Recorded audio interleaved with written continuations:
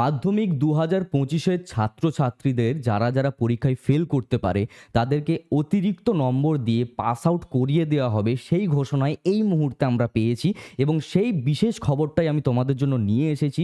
সম্পূর্ণ বিষয়টা ডিসকাস আমি করতে চলেছি। কার্যত চ্যানেলটাকে এক্ষুনি সাবস্ক্রাইব করে নোটিফিকেশন বেলটাতে অল দাবিয়ে দাও। এই টাইপের ভিডিও আমি রেগুলার বানিয়ে থাকি। তো চলো ভিডিওটিকে শুরু করা যাক। আমার নাম বিক্রম, তোমরা সকলে দেখছো বিক্রম পাল ইউটিউব চ্যানেল। তো চলো ভিডিওটিকে শুরু করা যাক। ভিডিওর ফার্স্টেই তোমাদের সকলকে বলবো, এই মুহূর্তে আমি তোমাদের যাবতীয় ঘোষণা, যাবতীয় ডিটেলসে ভিডিও বানিয়েছি, সেই কথাগুলোই কিন্তু পর্ষদের তরফ থেকে পাওয়া যাচ্ছে।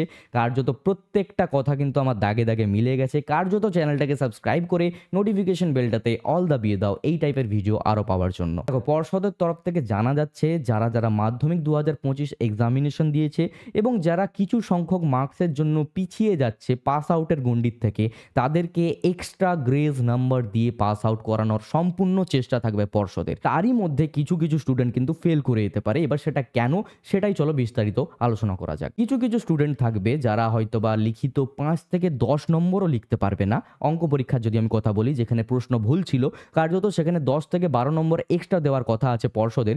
এবার যারা ৫ থেকে ৬ নম্বরও খাতায় পাবে না লিখিত, তারা কিন্তু ফেল আউট করে যাবে, কারণ তারা কিছুই জানে না। এবং ব্যক্তিগতভাবে আমিও বলবো যে তোমাদের শুধুমাত্র জাস্ট একটা পাস আউট করানোর জন্য এত কিছু করা পর্ষদের পক্ষেও সম্ভব না, ঠিক আছে? কারণ তোমরা শুধুমাত্র এই জাস্ট টেনে টুনে পাস আউট করে কিন্তু পরবর্তী জীবনে খুব একটা কিছু করতে পারবে না, ঠিক আছে? তো এই পর্যন্ত এটাই জানা যাচ্ছে যে যারা একেবারেই কিছু লিখেনি, শূন্য খাতা জমা দিয়েছে, কিছু তেমন একটা নাম্বার পায়নি, তারা কিন্তু ফেল করে যাবে, ঠিক আছে? স্পষ্টতই তারা কিন্তু ফেল করে যাবে। এবারে যারা ধরে নাও ২০ টোটাল পাচ্ছে, ২৫-এ পাস আমরা সকলে জানি লিখিত। এবার যারা মোটামুটি ২০ পাচ্ছে, তাদেরকে এক্সট্রা গ্রেস নাম্বার দেওয়ার পুরো চেষ্টা করবে পর্ষদ, সেটা আমরা এই মুহূর্তে জানতে পাচ্ছি।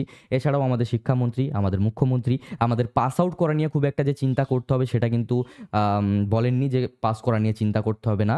এই টাইপের কিন্তু ঘোষণা আমরা রেগুলার কিন্তু পেয়েই থাকি। এবার এই মুহূর্তে আমরা এটাও দেখতে পাচ্ছি যে পর্ষদের তরফ থেকে সম্পূর্ণ চেষ্টাই আছে যে প্রত্যেকটা স্টুডেন্টকে পাস আউট করিয়ে দেওয়া হবে। সেক্ষেত্রে কত শতাংশ স্টুডেন্ট পাস করতে পারে, কত শতাংশ স্টুডেন্ট ফেল করতে পারে, সেই নিয়ে অলরেডি একটা ভিডিও আমি বানিয়েছি, যেখানে তোমরা প্র্যাকটিক্যালি হিসেব করে দেখতে পারবে যে তুমি আদৌ পাস করছো না ফেল করছো, এবং সেইটাই কিন্তু রেজাল্টের দিন তোমরা দেখতে পাবে। সেই ভিডিওটার লিঙ্ক আমি আই কার্ডে দিয়ে রাখবো, ডেসক্রিপশনেও দিয়ে রাখবো। চাইলে তোমরা সেই ভিডিওটাকে দেখে নিতে পারো এবং ক্যালকুলেট করে নিতে পারো যে তুমি আদৌ পাস করবে নাকি ফেল করবে।